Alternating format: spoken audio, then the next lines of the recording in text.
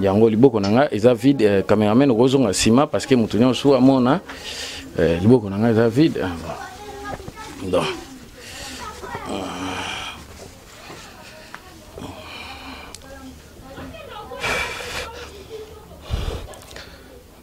faisait en fait que mes désirs sont amplement satisfaits, même si acquis le votre nom quand tout puissant dîner de louange. Amen, c'est là. Souvent, mon question me pose, on a bidé ou djinn ou ama ou djinn badadam ni kinsham qui a son tubilat.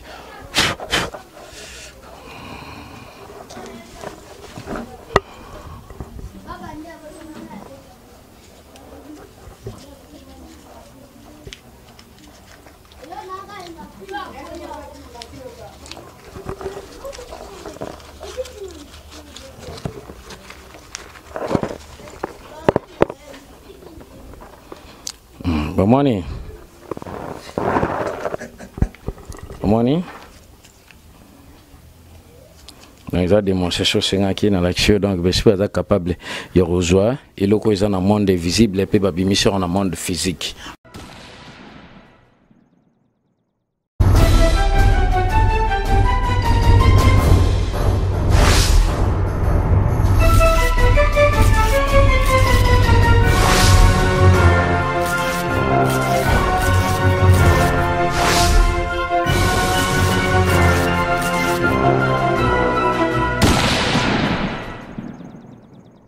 Fidèles internautes, vous me suivez partout dans le monde, nous sommes bel et bien sûr clébois.com, la chaîne d'actualité, ensemble avec Prince Bakali, l'espoir de la presse.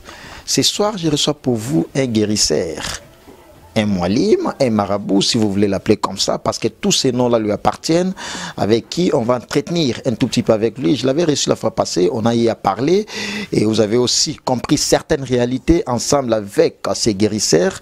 Mais au moins, avant de lui donner la parole, laisse-moi remercier les patrons de cette grande chaîne YouTube informative, clébois.com. Merci à toi, tonton Banda. Banaliser bango toujours parce que on continue à banaliser bango de la nation les big boss et puis Pichu Manga boss lady. Merci beaucoup Herman Ampor, le garçon slim, et derrière la caméra comme vous les remarquez des belles images. Merci à toi Marcus Ngangeli. Comme je l'ai dit, je suis bel et bien avec un marabout, un guérisseur, un moualim aussi également, à la personne de Maître Guégué Motepela, que toute la commune de Kinshasa en parle, avec qui je suis ici, on va entretenir avec lui, mais au moins sans plus tarder, je les salue déjà. Bonsoir Maître. Bonsoir Prince. Alors, partout dans le monde, tous à clébois.com. Pour la deuxième fois encore, il y a qu'on aurait invité pour que tout ça l'entretien ou expliquer certaines réalités, puis la vérité la fois passée, mais aujourd'hui là, on va en parler encore une autre actualité ensemble avec lui. Impression des années.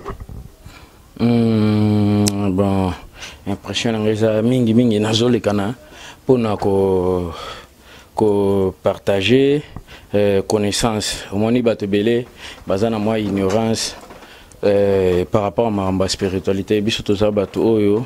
Toujours grâce à la connaissance ya makambo oyo et bombani oyo bato ebele ba baraté na makambo etali spiritualité makambo etali molimo. C'est pour cela nous moni toujours ça le moins effort ko la musabatu soit ko longola bato na kati ya ignorance so mona ebele ba comprendre makambo ya spiritualité soit un mystique mal. On a toujours les canards chaque fois pour nous expliquer, comprendre la réalité puis kolongo la batuna kati ya ignorance parce que bato belé bazo joa difficulté belé à cause de ignorance wana bato bazo zala na yango na mambo etali spiritualité parce que babi molimo nde yango ne tambusaka nzoto na biso zomona ce qui molimo eza bien te donc nzoto pe otambola malamu te. Donc c'est ça, nous toujours ça la moins fort. Il y a kolekana, kolobelaka sur mamboitali spiritualité parce que tout ça bateau toujours moi grâce il y a cause à moi connaissance ouana. Donc c'est ça. Parce que par rapport à la spiritualité, on a bateau partout dans le monde parce que tout ça là pour que bateau on base à la meilleure compréhension. Batumi ba mi benga spiritualité au monde mamsu ba chrétien ba benga spirituel au monde peut-être ba féticheur aussi ba na spiritualité na ba moko ba utilisaka. Alors tant que guérisseur et puis moualim aussi également spirituel wana to comprendre on a concept ni oyo ozali. Spiritualité, spiritualité, isa ki bonzambe, isa makambu o ya molimo, nde tozolo bela spiritualité. Ozomona, donc spiritualité, isa makambu etali molimo. Ozomona. Donc, dans ce sens, par rapport à la question opposée, comment molimo ya nzambe to molimo ya oui, bon, oui, même à tabiso batu. Toza molimo, toza pena kibonzambe biso toza lokola ba nzambe ya mike. Zomona. Et puis biso na kati spiritualité, o iza na kati na biso parce que mutunyo surtout aza spirituel.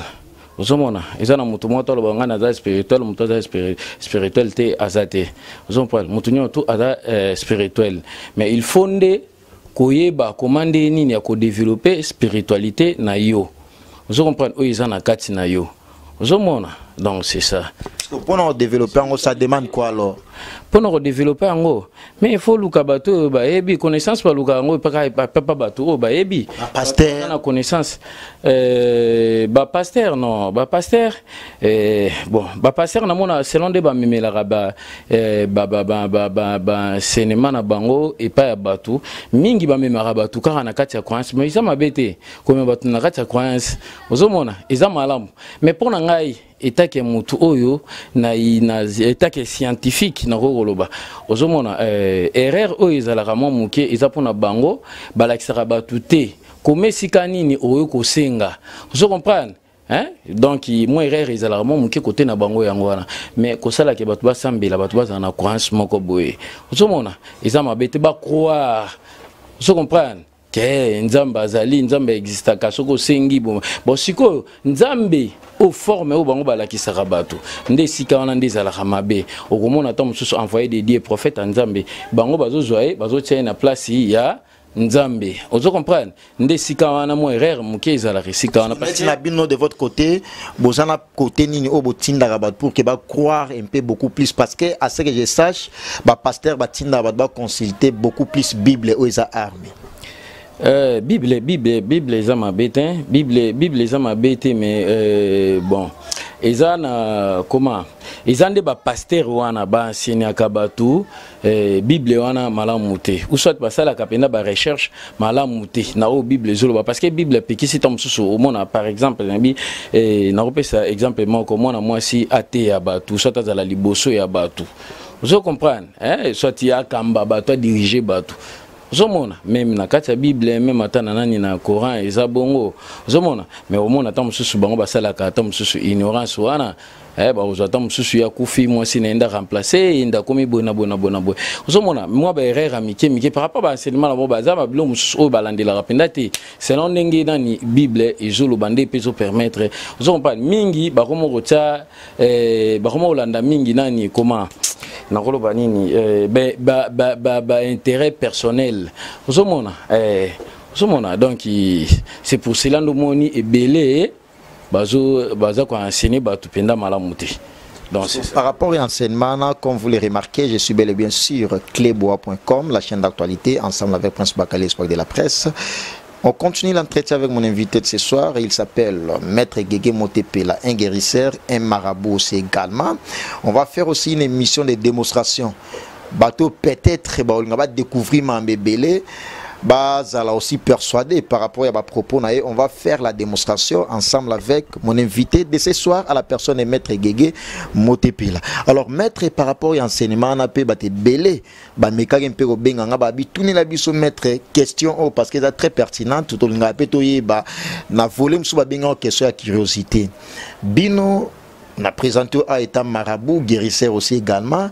Combo wana ya ba marabout et bangisa moi muke bien qui te développer car on la fois passée mais au moins ce qui bonbo tika ni beaucoup na spiritualité qui bonzambe oto yebi na lingala boyendo mona ba pasteur wana kaka mais ba pasteur ce ba peut-être tout le monde a bango te ba ya consulter bino ba marabout mais ya bino ezala même médiatisé ya bino et yebana ezala ka bongo pourquoi lobi ya biso ce qui marabout soit moto a pratikaka makambo ya mystique soit spiritualité akenda ko luka tam susuna ni pasteur hein ce ka monique azuko ka lisusu makambo te bon moni mutu fo yebele oni nozo sala bato bele bazo sala marambo oyo eza peut-être tant mususu na ndenge ya baloyenge ozomona spiritualité ezali mutu abota makana yango soit mutu nyota ta spirituel bon siko bato oyo ba pratikaka ozo comprendre bato ba pratikaka soit mystique ba pouvoir oyo kibonzambe makambo etali milimo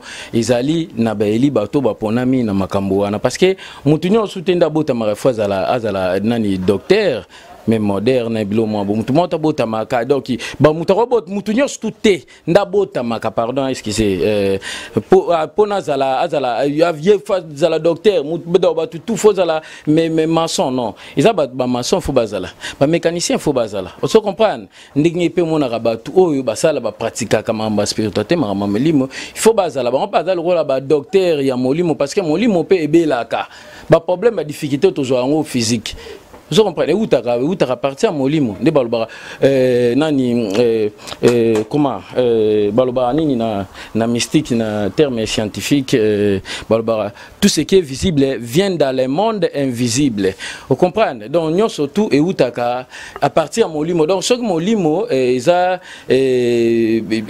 a propreté au ban on appelle ba difficulté et belé vous comprenez ba combat mususu où t'as à partir nani il y a molimo mutu soit ba difficulté mususu tozo zoaboué et où ta partir wana par rapport à maître Gege ce mtayo munayo inconvénient mo que ça la peut-être robela libomate non muta robela libomate mutarobela libomate ba biloko wana ba ezala peut-être ici ka ba maître oyo bazana maîtrise te et bazana connaissance vraiment te ya marambo etali molimo ozo comprendre nde omona ka même ata ba docteur mususu a sali pena formation ya ekara ndinga na ndinga na ozo apesa mutuki si bomtameli pe boye compliqué nde mo pena mambiso tozala nango ozo comprendre biso da to umeli na marambo oyo to umeli to combien d'années déjà bon siko ngana ko sala ata ba banda na bando travailler na bando travailler banda na komi bon parce que ngana bandi komi mtabakisi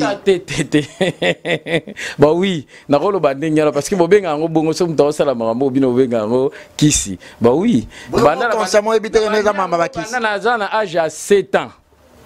Vous comprenez? C'est un moment où banda makambo. Oui, na banda makambo. D'abord une école nango ou banda d'abord démonstration. Oui, na banda déjà ba démonstration parce que na bota mabongo. Ba master o tutanga na bango ba première année primaire, ba yebi histoire wana. Nga bando benga nga mwalim banda na za na âge ya 7 ans. Na âge ya 7 ans ba master nga tutanga na bango classe moko bando benga nga bongo.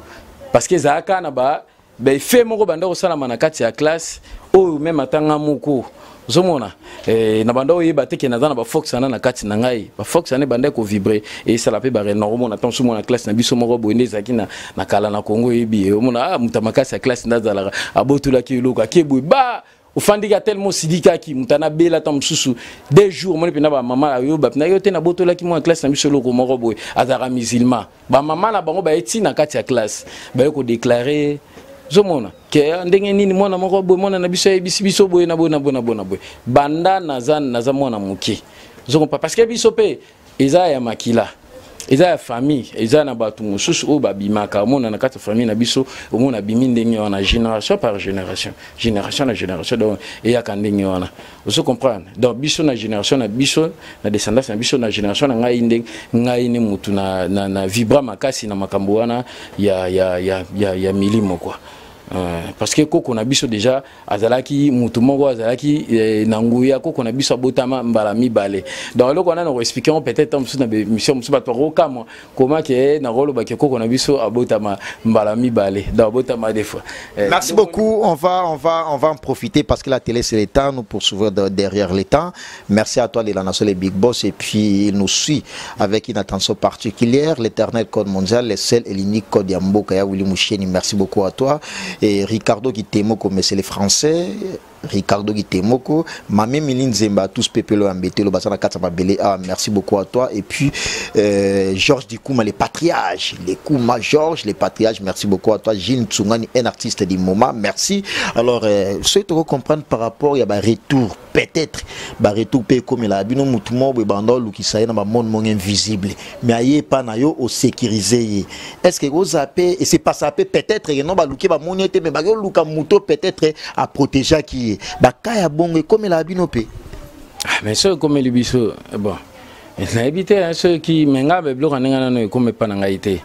Mais c'est comme na forme wana ke ba luka mutu pona mutu wana bazo luka azomona na tête qui n'est pas maître spirituel moko boye yele muta protéger ngal pena na mona penda exactement na sens vraiment maté pona nini ye mutu wana kwa sala ki makambo wana hata maître spirituel na connaissance bato tomba ya luka bato nde na lobika connaissance soit énergie.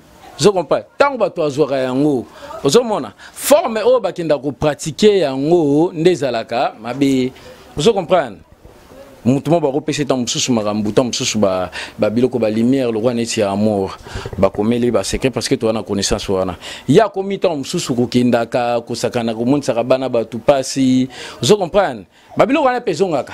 Je comprends. Ah, mais ce n'est pas par exemple, boto benga on a termement ils ont convenir, alors qui s'abasse, ça n'a pas c'est belé, c'est basse na siko omozo o ya tiki o ben convenir zongelaga. Oui, bon, je sais la mabed. Loi karma ezali. Bosco pourquoi pe ko pesa na mutu qui s'abasse. Mais normalement la eza lumière. Tant on a la lumière au monde que basi même mibali babando sepela na yo. Babando lula yo ba mono kitoko parce que ezana ba prophète muso akalape bayaka lokwa ba Yusuf ba Joseph. Vous comprenez? Au mona basi babande ko lula bazo 4004 na kutumita ba misapili ko lula la na kisa basi te wana ezaki bota makibongo. Non bota maibongo tazaki na ba prière bande ko sala ndinzamba basi balanda nzamba pesa ki don wana. Oui, ndinzamba pesa ki don wana. Donc connaissance wana pe ezali ba pratique yango soko za na connaissance wana soit soko za na connaissance anate batu lwa biso soit bato baza na connaissance ba ko sala so comprendre pona yo ba ko sala tsengela yo ba doa wana yo pe makambo bando ko sala mela wana pe comment sala ma pe pa na yo au monde pe ba réalité wana. Et on va passer à la dernière étape pour boucler la boucle ensemble avec mon invité ce soir la personne est maître Gege Motepela. Maître après il y a aussi la démonstration où ils ont passé la dernière étape wana au batu ba comprendre peut-être que non na yamel bango marabout puis guérisseur. Démonstration. Yo liga ma démonstration. Mais parce que ma moto lo ba monique batum suba la bata tembe. Ba démonstration ba comprendre que non bosala pe ba démonstration po nga prince bakali na ne lo mo na ko démontrer te que non na bimse lo mo bo na sa so ndeni. Na démontrer nga musala na nga ele ka kitoko ba Ricardo Kitemo ko ba apprécier ba Kenny Mumba arme lourd ba le président Danishan aussi également ba apprécier. Mais yosko par rapport ya ba marabout to yebi. Et mo ba démonstration ko bimsa ba biloko ezalaka. Est-ce que vous êtes prêt à osala loko wana? Ah mais oui, connaissance à nezali. Connaissance à nezali, tous en connaissance wana menga les karamingi pour nous partager des connaissances que ça là que batu ba comprendre batu ba dans la ignorance ba comprendre. Ozomona. Mais dans les karamingi penda pour na nani ba démonstration te. Mais c'est aussi une démonstration. Tout ça la démonstration. Tout ça la minute on a 5 ça la démonstration. Démonstration. On a batu nyos tout ba la biso ba comprendre que non. On s'appelle capable ya résoudre ba cas ya mambo peut-être que lobi ana on capable de résoudre yango. Donc on a que on a pouvoir ebi manger ndeni nezali. Voilà. Bon manger ezali to ebi. C'est la minute on la démonstration. To ebi mais za blo mo o penda to ta on pena mingi na libosote. Na ça la démonstration. Cigarette rose là parce qu'il y a à travers un mingi na ba esprit ya moto. Bim sa cigarette. T'es comme ça. On soit cigarette au bim c'est logo ngo sala. Oui, dans ça la démonstration de 5 démonstration. Bon, c'est pas on peut cette cigarette Dieu Azana derrière la caméra aussi, Azana Sima Marquis appelle cette cigarette comme ça. C'est en exclusivité sur clebois.com, la chaîne d'actualité puis d'information, ensemble avec Prince Bakali. C'était sur une amélie en haut, mingiza, juste pour nos 5 numéro 5 démonstration. Vous comprenez, mais là, on a ça la démonstration, mon robot. Nazo bimisela yo, mbongo na longola bag nangai. Oui. obimisa mbongo na poche. Non, nabimisa mbongo. Nabimisa pe mbongo même ata chez omoko. Shenga te pardon, bimisa yo bongo chez. Mais nazo bimisa yango kaka na liboko na ngai. Rien, liboko no eloge sa to bimisa mbongo nde. Bimisa mbongo mona bimisa mbongo, eza démonstration. Bon. Maboko na ngai yango yo. Soboko tala. Mususu yango. Bon, je crois na la type lamba match coach bomoni bino moko maboko na ngai on a sala numéro na bimisa mbongo kaka na liboko na ngai. Donc ils ont ça démonstration parce que journaliste à Sengi a le but au prouver parce que batebele belé badana moi d'autres baraté que mystère ezali que pouvoir ezali trop là c'est que ton pouvoir na kati na biso milimo bazali basala dans soto Sengi bango ba rose marambo eza na monde invisible pe ba bimisi yango awa même ils ba matériel ou ils physique au biso to za nango besoin so mona donc ba suis capable de rusala yango nyo surtout wana grâce à connaissance au to za na yango.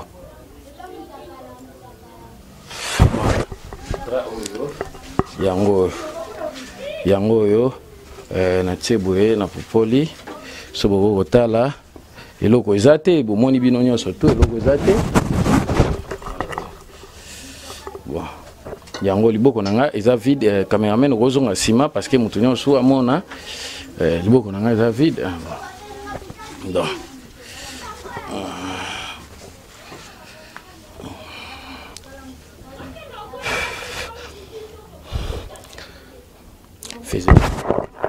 en fait que ma désir simplement satisfaire même si acquis le retournement quand tout puissant dîner de louange amen c'est là souvent moi question me pose on penda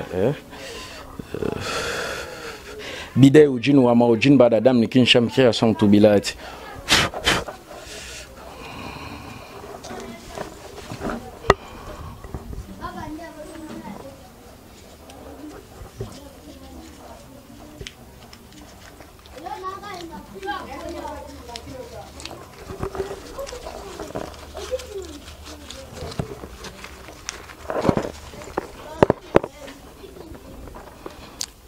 Money.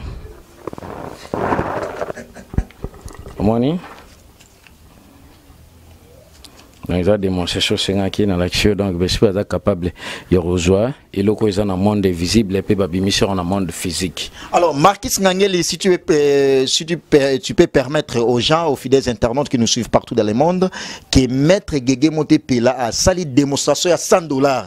Pichu Manga Boss Lady de la Nation les Big Boss, $100 et bimi c'est en exclusivité sur www.clebois.com. La chaîne d'information, c'est un simon inconvénient inconvénient ni negozala biso tout ça. Ça caméraman nanga simba Marquis a simbi yango caméraman nanga wana zui a simbi yango. Donc en exclusivité Maître Guégué Motepela bo moni yango. Alexim no maboko Alexim ni lamba wa simbi et l'autre ala ina katité. Je suis présent ensemble avec lui parce que c'est lui mon invité. Na moni yango mageno c'est vraiment une vraie démonstration au Maître Abimsi $100 en pleine émission de la Nation les Big Boss en pleine émission $100 et bimi. Donc on a très vite compris que vraiment il n'y a pas débat. Il n'y a pas débat par rapport à cette démonstration, mais au moins par rapport à la démonstration au Saliwana. À part il y a bimi bongo ça la démonstration oui, il y a une démonstration belé. Bon on a une bimi c'est un inconvénient. Inconvénient comment? Yo senga que na l'action preuve. Il y a pouvoir que je suis capable de quoi c'est pour cela que na la question démonstration les mon corps et puis d'être ça la mission dans la question ba démonstration eza belé monsieur soya au monde mission ya na ko kata mutu na tsango na mesa na mutu même ata yo moko so